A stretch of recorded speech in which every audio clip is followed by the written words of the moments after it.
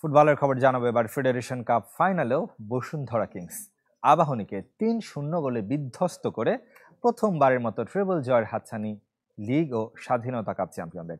এদিকে একদিন পিছিয়ে ২২ মে হবে আসরের ফাইনাল। ফুটবল এখনো বেঁচে আছে মানুষের হৃদয়ে। মুরসালিন, রাকিব, জামালদের জন্য গ্যালারিতে স্লোগান ওঠে। তারকা ফুটবলারের সাথে ছবি তোলার আকাঙ্ক্ষায় ঠাঁই দাঁড়িয়ে থাকেন সমর্থকরা। ম্যাচ শেষেও রেশ রয়ে যায়। মৌসুমে আরও এক বসুন্ধরা আবাহনীর দ্বৈরথে জয়ী দল কিংস। এ জয় ফেডারেশন কাপের ফাইনালে নিয়ে গেল বসুন্ধরাকে।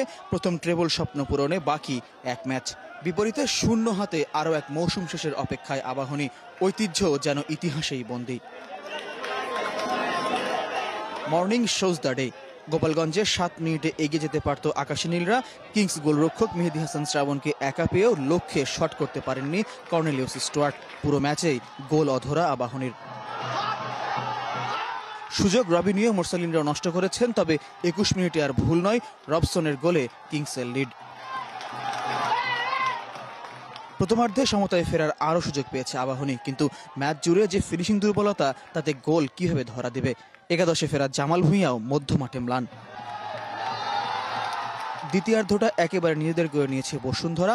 ৭১ মিনিটে ডোরিয়েলটন ম্যাজিকে আরও এগিয়ে কিংস, যদিও এই গোল নিয়ে রেফারির কাছে করার প্রতিবাদ জানিয়েছে আকাশী নীলরা। ইনজুরি টাইমে স্কোর লাইন ৩-০ করেছেন মোহাম্মদ ইব্রাহিম। মৌসুম জুড়ে মোহামেডানের সাথে কিংসের শিরোপা লড়াই, স্বাধীনতা কাপের ফাইনাল, প্রিমিয়ার লিগের শিরোপা রেস, দুটিতেই সফল অস্কার ব্রুজনের দল। এবার ময়মনসিংহ অপেক্ষায় দু দলের ফেডারেশন কাপ ফাইনালের জন্য। স্থানীয় সরকার নির্বাচনের জন্য একদিন পিছিয়ে ২২ মে হবে শিরোপা লড়াই। ফয়জুল ইসলাম, চ্যানেল 24, গোপালগঞ্জ।